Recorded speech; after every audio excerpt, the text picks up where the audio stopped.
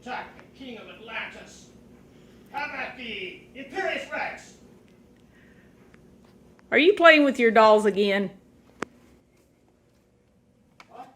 No, they're action figures. Dolls. Did you get your Omni read? Dearly I did, Lady Dorma. Was it any good? Of course. By Neptune's trident, it was excellent.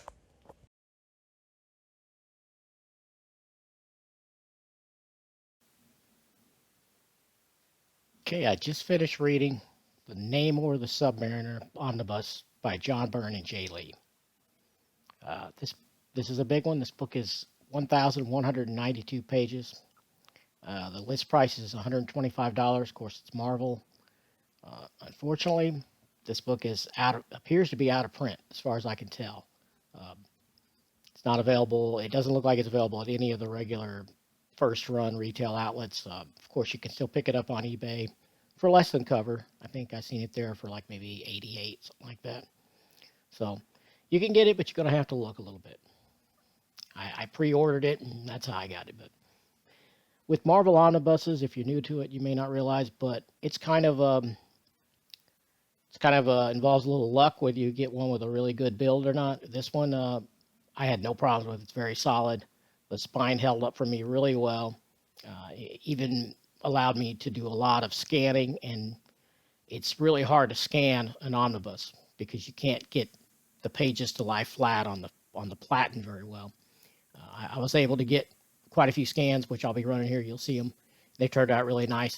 Of course, some of the panels toward the inside of the where the pages meet is clipped off, but that's okay here because, I mean, I was just trying to get a representation of the art. I'm not trying to pirate the book, so, so it works pretty good. Here's what it looks like, the front and the back cover, and I'll also run it with the dust jacket removed. It has a really nice cover and back cover when you look at it naked like this, some naked shots. John Byrne writes and draws most of this. I don't know that I need to talk about John Byrne very much. He's well-known, legendary artist. In my opinion, one of the greatest comic book artists that's ever been. Now, personally, some have some problems with him, but you know what? I can love the creator love the creator's work without loving the creator. So, take that the way I intended it. Great artist, pretty good writer, decent inker, even letters. He's kind of a one-man band. I like to use the analogy, he's sort of like Prince. What Prince is to music, he can play all of them, and he does them all really well. John Byrne's kind of that way as far as comic book creation.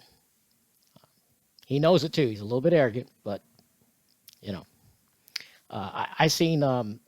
first time I seen John Byrne's art was probably this old Charlton comic book. I'll show you a cover scan of that. It was called Doomsday +1, and it came out in 1975. I found it a little bit later because I was really young in 75, but I probably got it out of a quarter bin at the local comic shop like 4 or 5 years later, and that's where I first got exposed to John Byrne's art. And he was another one like Mark Silvestri. He was great right out of the box. I mean, immediately, just beautiful stuff. Like I said, John Byrne's kind of a controversial figure. Some of the things he said over on his own John Byrne Robotics Forum, as he called it. I guess he still does. I guess it's still up. I don't know. I've been there years. But he kind of ruled it with an iron fist. No pun intended. Anyway, there's a lot of quotes attributed to John Byrne. There's a lot of legends, myths, if you will, but some are very true. One that they said that when he appeared at conventions early on, I guess this is probably in the 80s, sort of late 80s, early 90s, when Marvel first started really collecting things in trade paperback format, fans would come up to his booth at a convention with a reprint book like that, with a trade paperback, which is a collection of reprints, and set it down on his table and to get autographed. The guy actually had a rubber stamp made of his signature. And he would, without your permission, you set the book down, he would stamp it with his rubber stamp of his initial, and he would be like, you bought a reprint comic, you get a reprint autograph. That's pretty cold, but that's something he used to do. He's had some really oddball quotes sometimes attributed to him, and one I remember I will never forget in Comic Scene, which used to be a magazine. I don't know if it's still around, but in the 80s it was a great magazine that covered, sort of inside baseball, but for comic books, and it was great. And in the 80s, he at one point, I wish I had a scan of it, but I know the exact quote. It was hilarious. He says, "I am a cog in the machine that is Marvel." Okay. I mean, that didn't age well, because later he had a lot of problems with Marvel, and he didn't agree with the things Jim Shooter was doing and other editors at the time. But, at the time, he thought he was a cog. And in this book, in this omnibus I'm looking at here, there's a lot of extra material in the back. And one of the things is a Marvel Age interview he did, where he's introducing the new series. And this series that this collects started in 1990. So keep in mind the time. So it has a lot different contextual meaning now than it did in 1990, this quote. But Namor is running a business. He actually is buying out smaller businesses. He's like a kind of a business tycoon at the beginning of this thing. And John Byrne says, "The thrust is Donald Trump with wings on his heels." Yeah, you want to talk about something not aging well? That quote did not age well. I mean, I feel like they should have even included that, but they did, and it's something he said, so it's part of history now. Can't take it back, John. Jae Lee, the other named player in this book, probably doesn't need much introduction to many of you, especially with people that are younger than me. I mean, I discovered Jae Lee much later than probably a lot of younger people did, because I largely skipped out on the 90s as far as comic books. I didn't buy a lot or read a lot. I kind of stopped around the beginning of the 90s, really the end of the 80s, and then I didn't pick back up until 2000. So I've since went back and read some of the 90s stuff, and to be fair, there is some good stuff that was put out in the 90s. I mean, I'm being charitable here because there was a lot of garbage put out in the 90s too, and I know that's not going to ingratiate me to some of you people that was your childhood, was the 90s, but it wasn't the greatest era for comic books, but there were some good things put out. There were quite a few good things, and this is one of them. So I'm glad I got it. I mean, you know how I do reviews. I'm not going to even review a book that I hated. It's just not going to be on here if I hated it. So this is going to be a good one. But the Jae Lee art in here is some very early Jae Lee. Pretty rough compared to what he became later. I mean, this shirt's by Jae Lee, and you can see how beautiful it is. I don't know how much of it you can see, but Cloak and Dagger, but beautiful Jae Lee artwork. Just stunning. I mean, the guy really got better. I mean, the stuff in here is good, but it's just a little rough compared to the beautiful stuff he produced much later. In fact, I think this is his first Marvel work ever, was in this run. I don't know if it was his first comic book work at all, but it was certainly early Jae Lee. This collects the first 40 issues of the 1990 Namor series.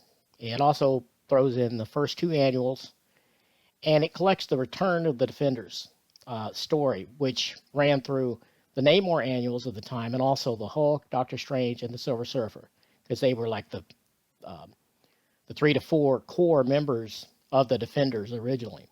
And so that storyline, it's pretty fun. It's a reunion of those people who hadn't been together and teamed up in many, many years, because the book had been gone for a while. Defenders wasn't being published, and so that story served as their reunion.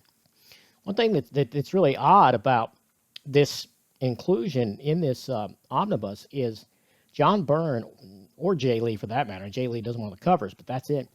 John Byrne and Jae Lee have zero collaboration or effort into that storyline. In fact, John Byrne just outright ignores the whole thing. I mean, I'm not even sure why it's in here. I mean, I'm kind of glad it was, because otherwise I wouldn't have read it. I'm not going to go seek out some annuals from the 90s, which I perceive as not a great era. But it's in here, and I read it, and I enjoyed it. It has some really early Kevin Maguire art, some of the stories written by Peter David and some other people, and it's pretty fun. I liked it. But like I said, you could just pluck that right out of here, and it would make zero difference, because John Byrne absolutely ignores it. He acts like there's no continuity there at all. In fact, in this omnibus, there's a little note at the top of one of the issues where the issue starts and the cover shows, and it says, um, Return of the Defenders takes place between pages 10 and 11 of this book. So, I went to pages 10 and 11 of that particular issue, and I'm looking through it, and I'm thinking, well, where do you have time to do any of that stuff with the Defenders? And I don't even know why it said that, because I could not find anywhere in that sequence where there would be enough time passage for those events to take place. So that's just kind of a head scratcher. I mean, I haven't researched into that at all to see if Byrne was salty with the editors, but knowing what we know about arrogant John Byrne, I'm thinking he must have just refused to cooperate, and so they just did it anyway, and just found somewhere where they could say it took place, or at least they thought they did. But kind of odd, kind of an odd one there. Byrne wrote and drew the first 25 issues of this series, and he inked quite a bit of it too. Like I said, he can do it all, and he does it all pretty good. I don't think he's a super great inker. He's decent. I seen him ink Steve Ditko once on an Avengers cover. I should have scanned it for this, but I didn't think of it till just now. But there's an Avengers, pretty sure it's Avengers, cover that Steve Ditko drew, and John Byrne inked it. And man, it looks good. So maybe he's a better inker for someone else's work than his own. I'm not saying this is trash. It's really good. I mean, you're gonna see when I start running these scans here. I'll have one up right now. It's great. Now, some of the stuff Bob Wyacek inks, and some of it John Byrne inks his own pencils. Both are really good. Bob Wyacek's a great inker. You'll see it's all very, very clean. If you like that clean, tight kind of art style, you'll love this. And it's worth getting, even if you hated the storyline. This art is just stunning. I mean, look at it. It's great. He continued writing the series up to issue 32 with Jae Lee on art. And like I said, it's the first Jae Lee Marvel art, period. And it's good stuff. It's a little rough at times. His anatomy is a little shaky. But all of the things that you're used to with Jae Lee and the work he's done in the last 10, 12 years, you can see kind of the beginnings of that now. And I love seeing that evolution. His use of negative space and blacks and high contrast, it's all right there. And his female faces are beautiful. His monsters are monstrous. I mean, pretty engaging and kind of gothic, kind of horror look to some of it. It's very interesting. I like it. It's a huge contrast to John Byrne's clean, tight pencils. So there's that. But yeah, it's good. Bob Harris took over the writing from issue 33 to the last issue in this volume, which is 40. The series went on to like 56 or something like that, but the stuff happening there didn't have really anything to do with this and did not involve John Byrne or Jae Lee, so they didn't include it at all. And I got to say, the stuff that Bob Harris did, it's pretty good. I liked it, and it has a nice, satisfying ending too, so that's a good thing. Jimmy Palmiotti did some art for 39. Didn't really care for that. I think I like his later stuff better. It's pretty early, and it's kind of rough, scratchy looking. Not my thing, but some of you probably would love it. Scott Collins did some beautiful art for issue 40 that ends this volume. And man, it's just stunning. Just beautiful stuff. I didn't know Scott Collins was even drawing that early on, but he was. And man, it's good. I don't know if this is his first Marvel work. If it's not his first, it's really early Scott Collins. And it's very nice. I'll show some scans of that too. So for those that don't know, Namor is a very old character. Bill Everett created Namor in 1939. Marvel wasn't even Marvel then. It was called Timely. Some of you probably already know that, but I'll go over a little bit of that. So he was involved with a lot of fighting the Nazis and that sort of thing, which almost all comic books involved that at that time. And it's fun stuff. It's I didn't get the Omnis for the Silver Age Namor because it's just not really my Namor. My era of comics really, for the most part, is 70s, 80s, and then post 2000 for the most part. Like I said, this would be one of my dips into the 90s. That's rare, but it happened. So, uh, but the thing that John Byrne does here with his take on Namor, it's really brilliant. It's what it is. That's the best word I can come up with. He comes up with an explanation, a comic book continuity explanation as to why Namor has been so back and forth. What I mean by that is he's been a villain, quite often been a villain. He had a crush on Sue Richards, for example, and stole her away or tried to from the Fantastic Four for a long time. He's went to war, literal war against New York many times in the Fantastic Four and other books. But he's also been a hero many times. He's just been all over the map as far as that. Like I said, he's leading wars against the surface dwellers, as he calls us, and then sometimes he's helping us. He's been a member of the Avengers for a long time in good standing. He's been great as an Avenger. So he's been all over the map. But John Byrne here, he comes up with, in issue 1, right out at the very beginning of this omnibus, he comes up with a biological reason why he's had these what he calls mood swings, and it's great. I'm not going to spoil it by telling you what it is, but it involves a doctor, this marine biologist that has been a fan of Namor for years, and he figures it out. He figures out what's wrong with Namor, and he fixes him. You'll see, gets him a little more even keeled, and it's great. And at the same time, like I said, it introduces new characters that become a great supporting cast. The marine biologist and his daughter. Of course, his daughter ends up becoming a love interest for Namor, and that's pretty cool. Pretty cool to see the new characters come in, and it's a nice little cast. I wish they could have done more with it. I wish Byrne wouldn't have left the book when he did. I wish he would have continued on because there was a lot of stuff I would like to see continued from there. I think he had some great ideas. I mean, the premise here. Donald Trump with heels on his legs. No, we're not going to say that. But the premise here is that after Namor kind of gets his head straight and he figures out the way to win against the bad guys among the humans and the surface dwellers, that are polluting his oceans and his kingdom and all that, it might be better instead of using violence, but just to use big business. So he knows where all the treasure is, all the sunken galleons throughout the ocean. So he just goes and gets him a few of them, brings them up, cashes out the gold, and he starts buying up companies, whole companies, lock, stock, and barrel, so that he can, in some cases, shut them down or change their ways so that they pollute less and are less of an ecological nightmare for the planet. It's a pretty cool concept, and I thought it was ingenious. And it's some people have looked at this. I heard Jess on Omnidog in one of his shows the other day. He was like, "Oh, isn't that where he's like a boardroom guy in this? Oh, that doesn't sound very good at all." No, it doesn't. It sounds boring, but it's not, because I mean, it kind of starts out touching on some of that, but it doesn't. There's not a whole lot going on in the boardroom in this that we're privy to. There's a lot of action. There is some undersea stuff too, which you would expect from a Submariner book. He has this long storyline he explores with Iron Fist, which is really good. And Iron Fist was one of the first characters that John Byrne was involved with drawing when he started at Marvel.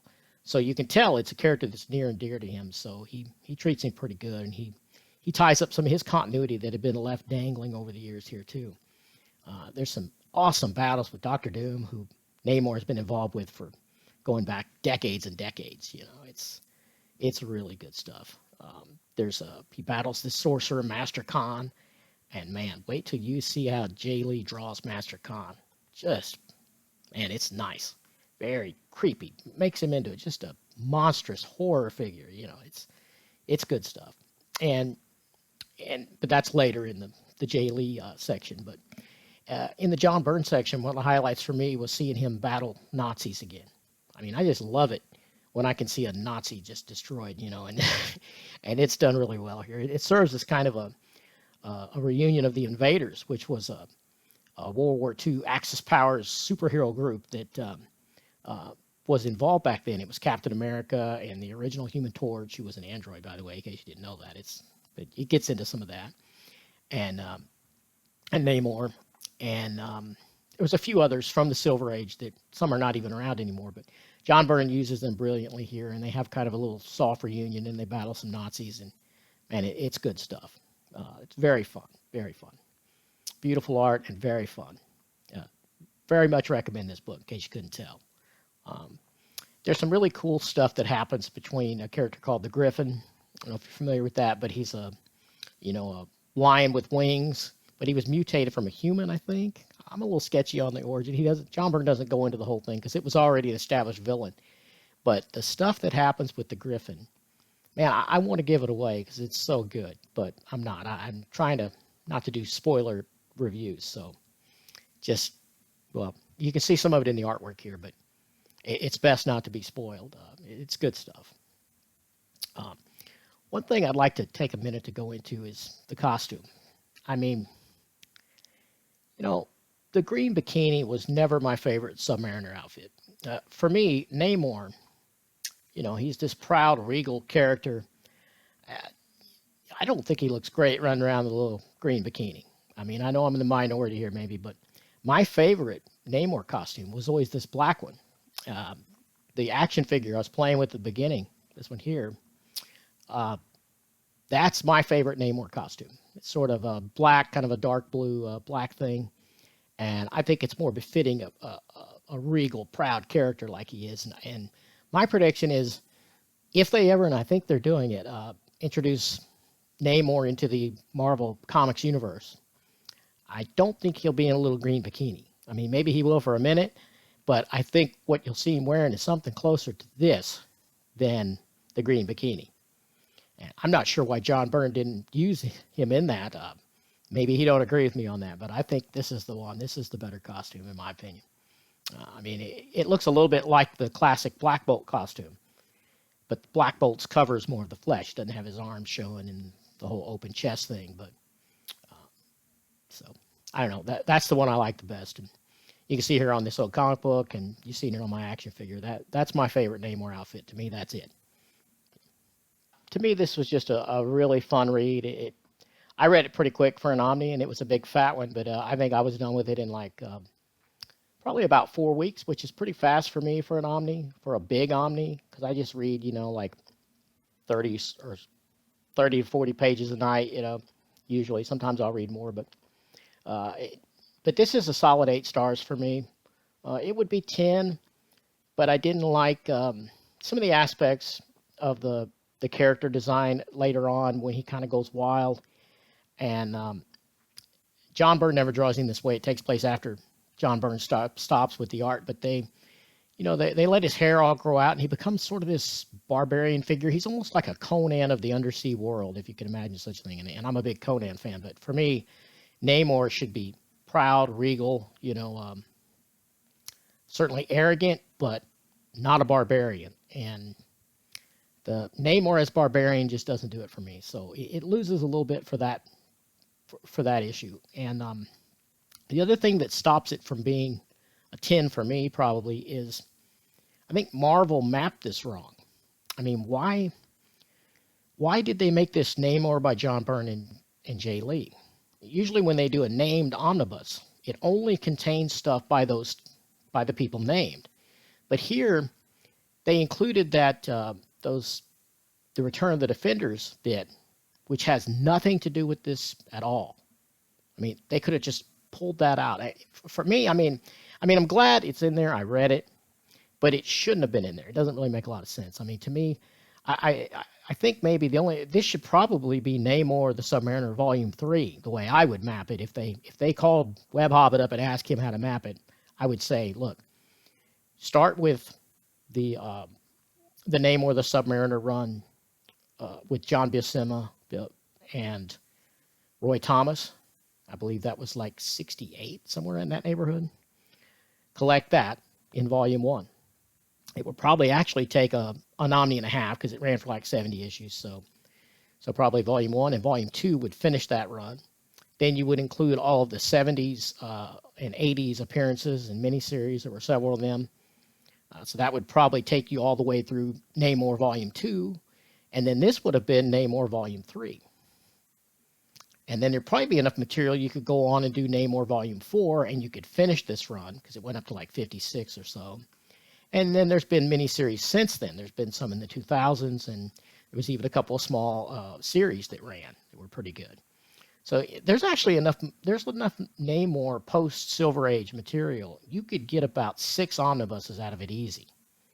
And I kind of wish they'd done it that way.